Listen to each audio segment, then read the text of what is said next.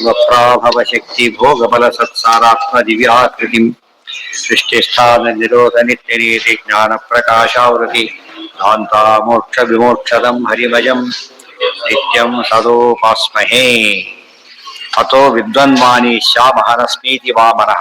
ಒಂದೇನು ಹೇಳಿದ್ರೆ ಈಗ ಮುಖ್ಯತ್ವಾದೇವ ಸನ್ನಾಮ. ಸತ್ಶಬ್ದಕ್ಕೆ ಅನೇಕ ಅರ್ಥಗಳಲ್ಲಿ ಒಂದು ಅರ್ಥ ಏನಿದೆ, ಮುಖ್ಯ ಅಂತ ಒಂದು ಅರ್ಥ ಇದೆ. ಒಂದರ್ಥ ಏನಿತ್ತು ಸತ್ಯಾಂಬದಕ್ಕೆ ನಿತ್ಯ, ಇನ್ನೊಂದು ಅರ್ಥ ಏನಿತ್ತು ಮುಖ್ಯ ಅಂತ ಹೇಳ್ತಾರೆ. ಮುಖ್ಯ ಏಕೈವಾದ್ವಿತೀಯಸು ಮುಖ್ಯತ್ವಾದೇವ ಸನ್ನಾಮ ಸತ್ತತಿ ಜ್ಞಾನ ರೂಪತಃ. ಸತ್ಯಮಿತ್ಯುಚ್ಯತೆ ವಿಷ್ಣು ಸತ್ವಂ ನಾಸಿ ಕಥಂಚನ. ಇಷ್ಟೆಲ್ಲ ವಿಷ್ಣುವಿನ ಲಕ್ಷಣ ಹೀಗಿದೆ. ನೀನು ಬಂದು 4 ದಿವಸ ಓದ್ಬಿಟ್ಟು ಏನ್ ಮಾಡ್ತಾ ಇದ್ದೆ ಈಗ, ಓದ್ಬಿಟ್ಟೆ ಅಂತ ಹೇಳ್ತೀಯಲ್ಲ, ಯಾವ ನ್ಯಾಯ ಅಂತ ಹೇಳ್ತಾ ಇದ್ದಾರೆ, ಅಪ್ಲೈ ಮಾಡ್ತಾ ಇದ್ದಾರೆ. ಇಷ್ಟ ಇಂಥ ದೇವರೇ ಗೊತ್ತಿಲ್ಲ ನಿನಗೆ ಏನ್ ತಿಳ್ಕೊಂಡಾಗಾಯ್ತು ನೀನೀಗ. ಕಂಚನ ಅಥೋ ಅನೂಚಾನಮಾನಿ ತ್ವಂ ಸ್ತಬ್ಧೋಸಿ ಕುತ ಏವತು. ಅದಕ್ಕೆ ಅನೂಚಾನಮಾನಿ. ಅನೂಚಾನಮಾನಿ ಅಂದ್ರೆ ವೇದಾಧ್ಯಯನ ಮಾಡಿದ್ದೇನೆಂಬ ಅಹಂಕಾರಕ್ಕೊಳಗಾಗಿದ್ದಿ. ವೇದಾಹಂಕಾರ ಮಾಡೋದು ತಪ್ಪಲ್ಲ, ಅಧ್ಯಯನ ಮಾಡೋದು. ಅಹಂಕಾರ ಪಡೋದು ತಪ್ಪು. ಡೋಂಟ್ ಡ್ರಿಂಕ್ ಅಂಡ್ ಡ್ರೈವ್ ಅಂತ ಹಾಕಿರ್ತಾರೆ. ಡ್ರೈವ್ ಮಾಡಬೇಡ ಅಂತ ಅರ್ಥ ಅಲ್ಲ, ಮಾಡಬೇಡ ಅಂತ ಅಷ್ಟೇ ಅರ್ಥ. ಅಥೋ ಅನೂಚಾನಮಾನಿ ತ್ವಂ ಸ್ತಬ್ಧೋ ಕುತ ಏವತು. ನಿಂಗೆ ಗೊತ್ತಿಲ್ಲ ಹಾಗಿದ್ದೆ ಅಷ್ಟೇನೆ. ತ್ವತ್ತೋ ಅಧಿಕ ಅಪಿ ಇಂದ್ರಾದ್ಯಾಹ ತದುಚ್ಚಾಶ್ಚ ಶ್ರೀಯಾದಯ. ಹೇಳ್ತೀನಿ, ನಿಗಿಂತ ದೊಡ್ಡವರು ಎಷ್ಟು ಜನ ಗೊತ್ತಾ, ಇಂದ್ರಾದೇವತೆಗಳಿದ್ದಾರೆ. ಇಷ್ಟೋ ಅವ್ರದೇ ಕಥೆ ಗೊತ್ತಲ್ಲ. ಅಟ್ ಸಾಧನೆ ಮಾಡಿನೇ ಏನ್ ಮಾಡ್ತಾ ಇಲ್ಲ ಅವರು, ಅಹಂಕಾರ ಪಡ್ತಾ ಇಲ್ಲ. ಏನು ಮಾಡದೆ ಮಾಡ್ತಿದ್ದೀಯಲ್ಲ ನೀನು. ವಿಷ್ಣು ನಾ ತದುಚ್ಚಾಶ್ಚ ಶ್ರೀಯಾದಯ. ಮಹರ್ಷಿ ಎಕ್ಸಾಂಪಲ್ ಕೊಡ್ತಾರೆ. వాళ్ళు ನಿತ್ಯ ಭುಕ್ತರು, ಅವರಿಗೆ ಅಹಂಕಾರ ಇಲ್ಲ. ನೀನ್ ವೇದ ಓದಿದ್ದಕ್ಕ ಆನಂದ ಅಹಂಕಾರ ಪಡ್ತೀಯಲ್ಲ, ಸರಿನಾ? ಇದು ಜೊತೆಗತೆಗೆ ಅಷ್ಟೇ ಹೇಳಿದ್ದಲ್ಲ, ಇದು ಎಲ್ಲರಿಗೂ ಕೊಟ್ಟ ಸಂದೇಶ. ಅದಕ್ಕೆ ಟೀಕಾ ಅನುಷ್ಠಾನ ಮಾಡಿದೆ. ಹೌದಾ, ಓದಿಲ್ಲ ನ ಶಬ್ದಾಬ್ಧೌ ಗಾಢ. ಗೊತ್ತಾಯ್ತಾ? ಈ ಮಾತಿಗೆ ಲಿಂಕ್ ಕೊಟ್ಟಾಗ ಅವ್ರು ಹೇಳ್ತಿರೋ ಶಾಸ್ತ್ರದ ಮಾತು ಹೇಳ್ತಾ ಇದ್ದಾರೆ. ಯಾವ ಲೆವೆಲ್ಗೆ ಹೋದ್ರು ಕೂಡ ನಮಗೇನು ಅನಿಸ್ಬೇಕು, ನಾವು ಓದಿದ್ದು ಸರಿ ಸಾಲದು ಅನ್ನೋ ಭಾವನೆ ಯಾವಾಗ್ಲೂ ಇರ್ಬೇಕು. ಓದಿದ್ದು ಸಾಲದು ಒಬ್ಬ ಕಾನ್ಸೆಪ್ಟ್ ಇರ್ಬೇಕು. ತಿಂದಿದ್ದು ಸಾಲದು ಅನ್ನೋ ಕಾನ್ಸೆಪ್ಟ್ ಬರುತ್ತೆ, ಆ ಕ್ಯಾರಿಯರ್ ತೆಗಿತಾನಾಗ ಇನ್ನೊಂದು ಕ್ಯಾರಿಯರ್ ತೆಗಿತಾರೆ. ಇಲ್ಲಿ ಹಾಗಲ್ಲ, ಬೇರೆ ಕ್ಯಾರಿಯರ್ ಇಲ್ಲ, ಬುದ್ಧಿನೇ ಇರ್ಬೇಕಾದ್ರಿಂದ ನಾವು ಯಾವ ಇನ್ನ ಕಾರ್ಯ ಸಾಲದು. ವಿಷಯ ತುಂಬಾ ಇದೆ, ನಮ್ಮ ಕೈಲಾಗೋದಿಲ್ಲ, ಅಷ್ಟು ಹೇಳ್ಬೇಕು. ಭಗವಾನ್ ವಿಷ್ಣು ನ ಸ್ತಂಭೋ ಅಶ್ಯಾಪಿ ಕ್ವಚಿತ್. ಅಥೋದ ವಿದ್ವನ್ಮಾನಿ. ಇನ್ನೂ ತಗೋ ಹೋಗ್ಲಿ, ಬಿಟ್ಟು ಬಿಡು. ಇಂದ್ರಾದಿಗಳ ಎಕ್ಸಾಂಪಲ್ ಒಂದು. ಆಮೇಲೆ ನಾವು ಬರೋರು ಕೊಡ್ಬಾರ್ದು. ಸುಧಾ ಓದ್ದವರು, ಸುಧಾ ಬರೆದವ್ರ ಎಕ್ಸಾಂಪಲ್ ಕೊಟ್ರೆ ಸಾಕು. ಇಂದ್ರಾದಿಗಳು ಸುಧಾ ಬರೆದವ್ರೆ ಸರಿ, ಅವ್ರ ಲೆಕ್ಕ. ಅವ್ರಿಗೆ ಅಹಂಕಾರ ಇಲ್ಲ ಅಂತ ಯಾತಕ್ಕೆ ಹೇಳಿದ್ರು ಅಂದ್ರೆ ಶಬ್ದಾಬ್ದೋ ಗಾಢ ಅವರೇ ಹೇಳಿದ್ದಾರೆ ಅಂತ ತೋರಿಸ್ಬೇಕಾಗಿ.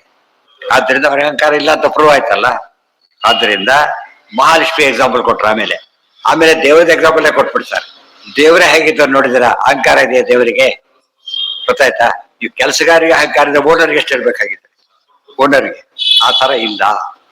ಅಥೋನ ವಿದ್ವನ್ಮಾನಿ ಶ್ಯಾಮ್ ಮಹಾನ್ ಅಸ್ಮೀತಿ ವಾಮನಃ.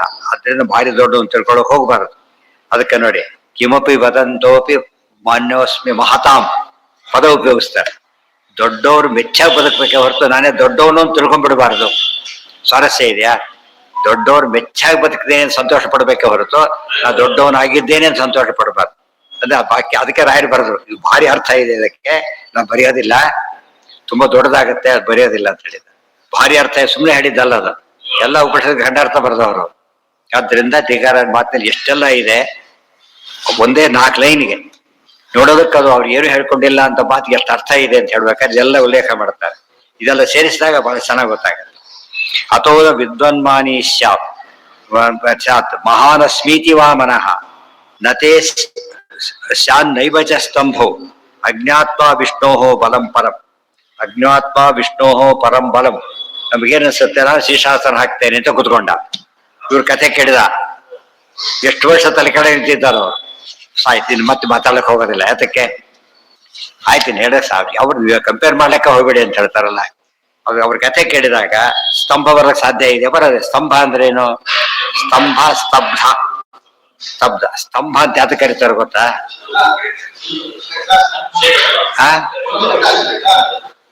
ಅಲ್ಲ, ಏನದ?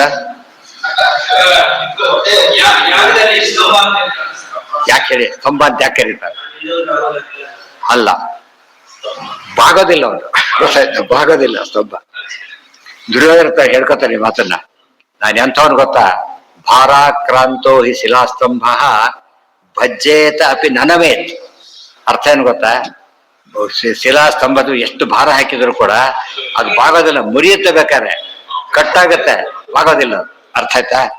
ಕಬ್ಬಿಣ ಹಾಗಲ್ಲ, ಏನಾಗತ್ತದು, ಬಾಗುತ್ತೆ. ಇದು ಬಾಗೋದಿಲ್ಲ ಅಂದ್ರೆ ಅದು ಕೆಟ್ಟದೆ ಆಕ್ಚುಲಿ. ಅಂದ್ರೆ ನಾವು ಅದಕ್ಕೆ ಹೇಳ್ತಾರೆ, ಬಿಲ್ಲಾಗಿರಬೇಕು ಬಲ್ಲವರೋಳು. ಎಲ್ಲಿ ಬಾಗ್ಬೇಕು ಅಲ್ಲಿ ಬಾಗ್ಬೇಕು, ಎಲ್ಲ ಕಡೆ ಬಾಗ್ಬೇಕಾಗಿಲ್ಲ. ನಾ ಎಲ್ಲೂ ಬಾಗೋದಿಲ್ಲ ಅಂತ ಹೇಳ್ತಾರೆ. ಅದಕ್ಕೆ ಬಜ್ಜೆ ಆದಾಗ ಸತ್ತೇ ಹೋಗುತ್ತೆ ಹೇಳಿದ್ರು ಅಷ್ಟೇ. ಈ ಮಾತು ಇಟ್ಕೊಂಡ್ರೆ ಸ್ತಂಭ ಸ್ತಂಭ ಕಂಬ ಇದ್ದಾಗಿದ್ದಾನೆ ಬಾಗೋದಿಲ್ಲ ಅಂತ. ಕಂಬನ ನಿಂತುಬಿಟ್ಟಾನೆ, ಏನ್ ಕೇಳಿದ್ರು ಹಾಗೆ ನಿಂತುಬಿಟ್ಟಿದ್ದಾನೆ ಅಂದ್ರೆ ತಪ್ಪು ಒಪ್ಕೊಳ್ತಾ ಇಲ್ಲ. ಅಲ್ಲ, ಬಾಗದೇ ಇರೋದು. ಬಾಗದೇ ಇರೋದನ್ನ ಏನಂತ, ತಪ್ಪು ಒಪ್ಕೊಂಡು ಬಾಗದೇ ಇರೋದು. ನಾವು ತಪ್ಪು ಮಾಡದೇ ಇರೋ ಚಾನ್ಸ್ ಇಲ್ಲ, ಮಾಡೇ ಮಾಡ್ತೀವಿ. ಆದ್ರಿಂದ ಅವ ಏನ್ ಮಾಡೋದು, ತಪ್ಪಾದಾಗ ಬಾಗೋದಂದ್ರೆ ಅಕ್ಸೆಪ್ಟ್ ಮಾಡಿ ಕ್ಷಮೆ ಕೇಳಬೇಕು ಅಂತ. ಅದಿಲ್ಲ, ಅದಕ್ಕೆ ಸ್ತಂಭನೇ ಸ್ತಬ್ಧ ಅಂತ ಮಾಡಿತ್ತು. ಆಮೇಲೆ ಎರಡೂ ಒಂದೇ. ಇಲ್ಲಿ ಸ್ತಂಭ ಶಬ್ದನ ಯಾತಕ್ಕೆ ಉಪಯೋಗಿಸ್ತಾ ಇರೋದ್ರೆ ಬಾಗೋದಿಲ್ಲ ಅಂತ ತೋರಿಸ್ಬೇಕಾಗಿ. ನೀನು ಬಾಗದೆ ನಿಂತಿದ್ದೀಯಲ್ಲ, ತಂದೆ ಬಾಗ್ಬೇಕಾಗಿತ್ತೋ ಇಲ್ವಾ? ಉಪನಿಷತ್ ಓದಿದ್ಯಾ ಹೌದಲ್ಲ ನೀನು? ಏನಂತ ಹೇಳುತ್ತೆ, ಮಾತೃದೇವ ಪಿತೃದೇವ ಹೇಳುತ್ತೆ. ನೀ ತಿಳ್ಕೊಂಡಿಲ್ಲ ಅಂತ ಆಯ್ತಲ್ಲ, ಅಲ್ಲಿ ಸ್ವಾರಸ್ಯ ಇರೋ. ಅನುಸಂಧಾನ ಇಲ್ಲ ನಿನಗೆ, ಅದಕ್ಕೆ ಅರ್ಥ ಆಗಿಲ್ಲ ನಿನಗೆ. ನಹಿ ವಿಷ್ಣುರ್ ಬಲಂ ಜ್ಞಾತ್ವಾ ಸ್ತಂಭ ಹೇತು ಕಥಂಚನ. ವಿಷ್ಣುರ್ ಬಲ ಅರ್ಥ ಮಾಡ್ಕೊಂಡ್ಬೇಕು, ನಿಜವಾಗ್ಲೂ ದೇವ್ರ ಮಹಿಮೆ ಅರ್ಥ ಮಾಡ್ಕೊಂಡವನು ನಾನು ಬಾಗೋದಿಲ್ಲ ಅಂತ ಹೇಳಕ್ ಸಾಧ್ಯನೇ ಇಲ್ಲ. ಕಿಂಕರೋಸ್ಮಿ ಪುನಃ ಪುನಃ ಅಂತ ಹೇಳಿದಾಗ ಅರ್ಥಾನೆ. ಇತ್ಯಾದಿ ಸಾಮ ಸಂಹಿತಾಯ, ಸಾಮ ಸಂಹಿತಾನ ಮತ್ತೆ ಮತ್ತೆ ಕೋಟ್ ಮಾಡ್ತಾರೆ. ಅದು ಸಂಬಂಧಪಟ್ಟ ಉಪನಿಷತ್ತು ಆದ್ದರಿಂದ ಕೋಟ್ ಮಾಡ್ತಾರೆ. ಇಷ್ಟೆಲ್ಲ ಮುಗೀತು. ಅದಾದ ಮೇಲೆ ಯಾವ್ದು ನಡೀತು ಈಗ, ಇದಿಷ್ಟು ಮುಂದೆ ಕಥೆ ಬಂತು. ಏನ್ ಹೇಳಿದ್ರು, ನಾವು ತಿನ್ನ ಏನಾಗತ್ತೆ, ಕುಡಿದ ನೀರ್ ಏನಾಗತ್ತೆ, ಆಮೇಲೆ ಟೇಸ್ಟ್ ಏನಾಗತ್ತೆ, 3 ಭಾಗ ಹೇಳಿದ್ರು. ಅದಾದ ಮೇಲೆ ಅವೆಲ್ಲ ಕೂಡ ಸೂಕ್ಷ್ಮ, ಅವು ಕಾಣೋದಿಲ್ಲ ಅಂತ ಹೇಳ್ತಾರೆ. ತನ್ಮನೋಭವತಿ ಏವಮೇವ ಖಲು ಸೋಮ ಅಸೌಮ್ಯ ಅನ್ನಸ್ಯ ಅಶ್ಯಮಾನಸ್ಯ ಯೋ ಅಣಿಮಾ ಸ ಊರ್ಧ್ವ ಸಮುದೀಶತಿ ತನ್ಮನೋಭವತಿ. ಅತಿ ಸೂಕ್ಷ್ಮವಾದ ಭಾಗ ಇದಾಗತ್ತೆ. ಏವಮೇವ ಖಲು ಪೂರ್ತಿಯಾಗಿ ತರದಲ್ಲ. ದೇವ ಈಗ ಹೇಳ್ತಾನಾತ, ಪೂರ್ತಿ ಹೋಯಿತು. ಆಪೋಮಯ ಪ್ರಾಣ ತೇಜೋಮಯಿ ವಾಗಿತಿ ತದಾಸ್ಯ ವಿಜಿಜ್ಞಂ ವಿಜಜ್ಞಂ ವಿತಿ. ಕೊನೆಯದು ಓದ್ಬೇಕಾದ ನೋಡಿ. ಏನಾಯ್ತು ಕೊನೆಗೆ ಅಂದ್ರೆ, ಏವಂ ಸೌಮ್ಯ ತೇ ಷೋಡಶಾನಾಂ ಕಲಾನಾಂ ಏಕಾ ಕಲಾ ಅವ ಅತಿಶಿಷ್ಟಾ ಅಭೂತ್ವ ಅನ್ನೇನ ಉಪಮಾ ಏನಾಯ್ತು, ಉಪಸಮಾಹಿತ ಪ್ರಾಜ್ವಾಲಿತ್ ತಯಾ ಏತರಿಹಿ ದೇವಾನ್ ಅನುಭವಸಿ ಅನ್ನಮಯಂ ವೇದಾನ್ ಅನುಭವಸಿ ಅನ್ನಮಯಂ ಮಿ ಸೌಮ್ಯ ಮನಃ ಆಪೋಮಯ ಪ್ರಾಣಮಯ ತೇಜೋಮಯಿ ವಾಕ್ಯಿತಿ ತದಾಸ್ಯ ವಿಜಗ್ನೌ ವಿಜಗ್ನೌ. ಹಾಗೆ ಅರ್ಥ ಆಯ್ತು, ಅರ್ಥ ಆಯ್ತು. ತಿಳ್ಕೊಂಡೆ ಅಂತ ಹೇಳಿದ. ಅದಕ್ಕೆ ದೇವತಾ ಏವ ಮಾಂಸಾದಿ ಶಬ್ದವಾಚ್ಯಾಹ. ಉಪನಿಷತ್ ಸುಮ್ಮನೆ ಏನ್ ಹೇಳ್ತಾ ಹೋಗುತ್ತೆ, ಅನ್ನ ಪದಗಳು ಹೇಳ್ತಾ ಹೋಗ್ತಾ ಇದೆ. ಅದು ಯಾವಾಗ ಸಬ್ಸ್ಟಿಟ್ಯೂಟ್ ಮಾಡ್ಕೋಬೇಕು, ಅಭಿಮಾನಿ ದೇವತೆಗಳನ್ನು ತೋಡ್ಬೇಕು ಯಾವಾಗಲೂ ಕೂಡ. ಆಪೋ ಬ್ರುವನ್ ಮೃದಬ್ರವೀತ್ ಅಂತ ಹೇಳಿದಾಗ ಹೇಗೆ ತಗೋತೀವಿ ಹಾಗೆ ತಗೊಳ್ಬೇಕು. ಉಪನಿಷತ್ ಯಾಕೆ ಹೀಗೆ ಹೇಳ್ತಾರೆ ಅಂದ್ರೆ ರಹಸ್ಯ ಇದೆ. ರಹಸ್ಯವನ್ನು ಯಾವಾಗಲೂ ಕೂಡ ಒಗಟಾಗಿ ಹೇಳ್ಬೇಕು, ನೇರ ಹೇಳ್ಬಾರ್ದು.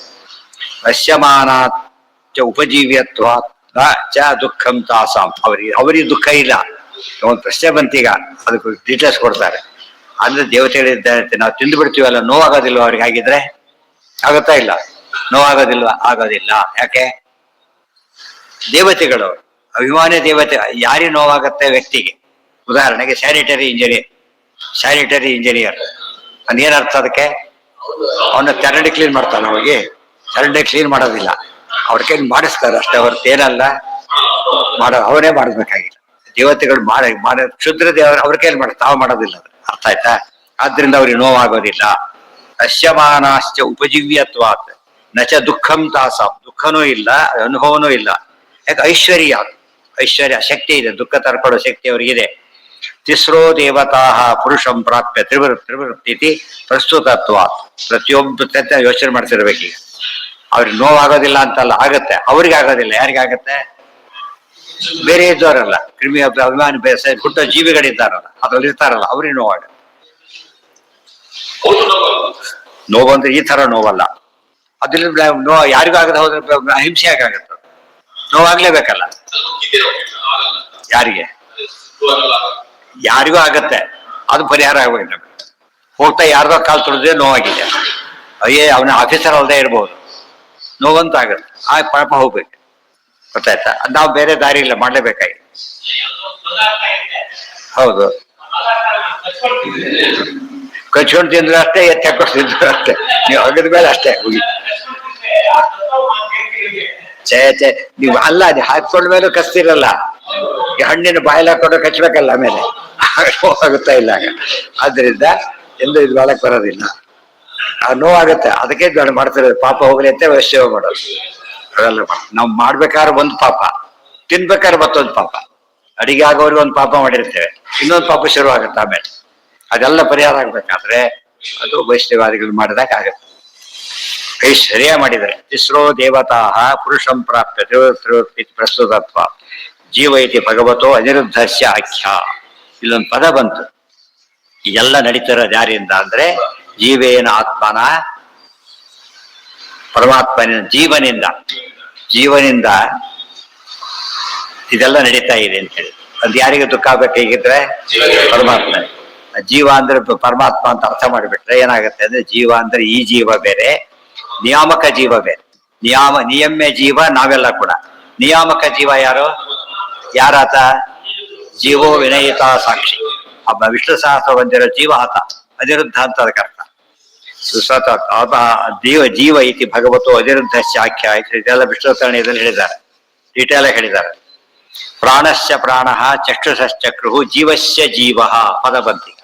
ಜೀವಸ್ಯ ಜೀವ, ಜೀವತಿ ಇತಿ ಜೀವ, ಜೀವಯತಿ ಇತಿ ಜೀವ. ತಾನು ಬದುಕಿದ್ದಾನೆ ಜೀವ, ದೇವರ ದೇವ ಆಗಿದ್ದಾನೆ, ಇನ್ನೊಬ್ರು ಬದುಕಿಸ್ತಾನೆ. ಇವತ್ತು ಅಂತಹ ಜೀವ ಪರಮಾತ್ಮ. ನಾವು ಬದುಕಿರೋರು, ಅದು ಬದುಕಿಸಿದ್ರೆ ಇಲ್ದೋದ್ರಿಲ್ಲ. ಪ್ರಧಾನಸ್ಯ ಪ್ರಧಾನಂ, ಪ್ರಧಾನಕ್ಕೆ ಪ್ರಧಾನ ಭಗವಾನ್. ಚತುರ್ಮೂರ್ತಿ ಇತೀಚ. ಚತುರ್ಮೂರ್ತಿ ಅಂದ್ರೆ ವಾಸುದೇವ, ಸಂಕರ್ಷಣ, ಪ್ರದ್ಯುಮ್ನ, ಅನಿರುದ್ಧ ಪರಮಾತ್ಮ. ಪ್ರಾಣಾಧಾರೋ ಹರೇರ್ ನಾನ್ಯೋ ಜೀವ ಶಬ್ದಸ್ತೋ ಹರೋ. ವಿಷ್ಣು ಸಹಸ್ರ ಭಾಷ್ಯ. ಜೀವ ಅಂತ ದೇವರಿಗೆ ಯಾತಕ್ಕೆ ಹೆಸರು ಅಂದ್ರೆ ಎಲ್ಲರ ಪ್ರಾಣಕ್ಕೆ ಆಧಾರನಾಗಿದ್ದಾನೆ. ಸಂಸಾರಿಣೋ ಜೀವತಾತು ಜನನಾಥ್ ವಾನರತಸ್ತಥ. ನಾವು ಜೀವರು ಅಂದ್ರೆ ಹುಟ್ಟಿ ಬದುಕಿ ಹೋಗೋದು, ದೇವರ ಹಾಗಲ್ಲ, ಹುಟ್ಟಿಸಿ ಬದುಕಿಸಿ ಅವನ್ನ ಉಳಿಸೋದು. ಅದಕ್ಕೆ ಜೀವ ಅಂತ ಕರೀತಾರೆ. ಜೀವ ಶಬ್ದೇನ ಸಂಸಾರಿ ವಿವಕ್ಷಾಯ ತತ್ತೇಜ. ಅವತ್ತಿನ ಓದ್ದಾಗ ಏನಾಗುತ್ತೆ ಅಂದ್ರೆ ವಿಶ್ವಾಸ ಬಿಡಕ್ಕೆಲ್ಲ ಜ್ಞಾಪಕ ಆಗುತ್ತೆ. ಈ ವಿಷಯ ಇನ್ಸಿಡೆಂಟ್ ಎಲ್ಲ ಜ್ಞಾಪಕ ಆಗ್ತಾವ. ಓಹ್ ಇಲ್ಲಿ ಬಂದಿದೆ, ಅಷ್ಟು ಹೆಸರು ಓದಿ ಜ್ಞಾಪಕ ಇಟ್ಕೊಂಡ್ಬಿಟ್ರೆ ದೇವ್ರ ಮಹಿಮೆ ಎದ್ದು ಕಾಣಿಸ್ತಿರುತ್ತ. ಗೊತ್ತಾಯ್ತಾ? ದೇವ್ರ ಮಹಿಮೆ ಎದ್ದು ಕಾಣಿಸುತ್ತೆ. ತೇಷಾಮೇವ ಚೇತನತ್ವ ಅವಗತೇ ನಾಮರೂಪ ವ್ಯಾಕರಣೆ ಜೀವಾಂತರಾನುಪ್ರವೇಶೋ ನಾಪೇಕ್ಷಿತ. ಅಲ್ಲಿಗೆ ಉಳಿದೆಲ್ಲ ನಾಳೆ. ಸರ್ವೇಂದ್ರಿಯ ಪ್ರೇರಕೇಣ ಶ್ರೀ ಪ್ರಾಣಪತಿನೇರಿತಃ ಯದವೋಚಮಹಂ ತೇನ ಕ್ರಿಯತಾಂ ಕಮಲಾಲಯ.